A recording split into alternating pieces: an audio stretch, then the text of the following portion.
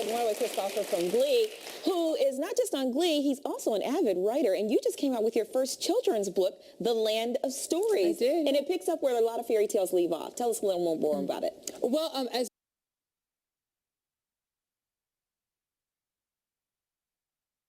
a kid, I was fascinated with fairy tales and would read them religiously. And what happened to Cinderella? Where's her wedding? Why doesn't it talk about her wedding?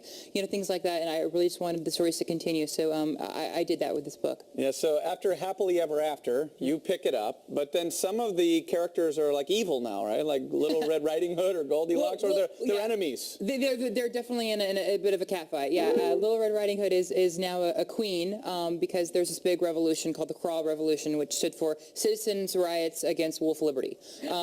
And people were really upset that the wolves are kind of taken over, so they formed their own community and made Red Riding Hood queen because they best thought that she represented their struggle. So she's the queen now, and she's a ditz. And Goldilocks is a wanted fugitive because after the whole porridge incident, it just went downhill for her. You know, you're breaking and entering at a young age. You know, just didn't go good for her. Yeah. Right. And I talk about the Charming Dynasty, which I'm surprised no one's ever really done anything on, because like, Snow White, Cinderella, Sleeping Beauty, they all married Prince Charming. And as a kid, I was like, who is this guy marrying all these women? Like, do they know about each other? Are they sister wives? What's going on? And so I wrote about the Charming Dynasty and explained that they're all brothers. Oh, now the main characters of the books are twins. Yes. Yeah. One of them you? Well, they're both me in a way. I'm a Gemini, so they kind of represent me. They're both my sides. My funny side is the boy, and my smart side is the girl.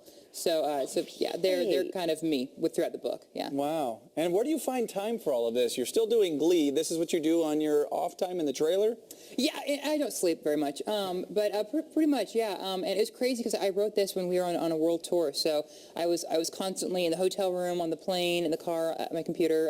Sometimes I'd be on stage at the O2 singing in front of 20-something thousand people, and I'd have an idea, and I'd run downstairs to the changing booth and type something in my computer, and then run back out and slap on a leotard and do Single Ladies. It was crazy. I think he's being modest because I read that there is a Chris's Genius Corner on set.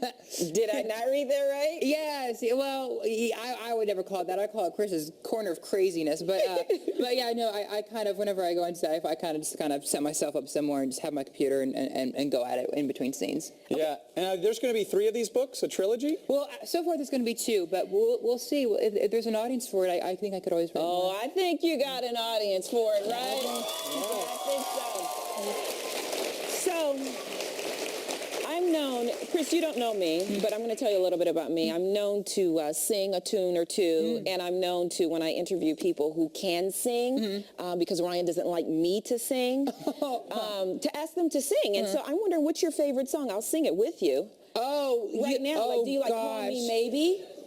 Do you like that one? What song I love right now? You like Single Ladies? I like Single Ladies. Oh, yeah. Single Ladies. All the single ladies. All the single ladies. All the single ladies. Put your hands up. Up in the club. Just, okay.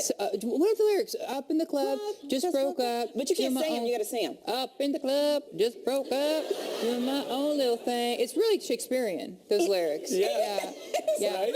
Yeah. Is it crazy, some of the dances that you guys have to learn, and how much time do you have to get that down? The Single Ladies or the leotard, that whole thing? Well, Single Ladies was the first dance they had me learn. I was like, are you kidding me? And you didn't know how to dance. No, not at all. No, I mean, I could step touch like no one's business, but I mean, it was crazy. And then, oh God, that was rough. So it took them 3 days to teach me that one. But now we learn dances like the hour before we start shooting them. It's insane. We've grown as dancers. All right. Wow. Yeah. Well, we got a whole bunch more with you. Stick around. Don't go anywhere. We're going to take a quick break, and we're going to come right back with more with Chris Crawford from Glee. Stay with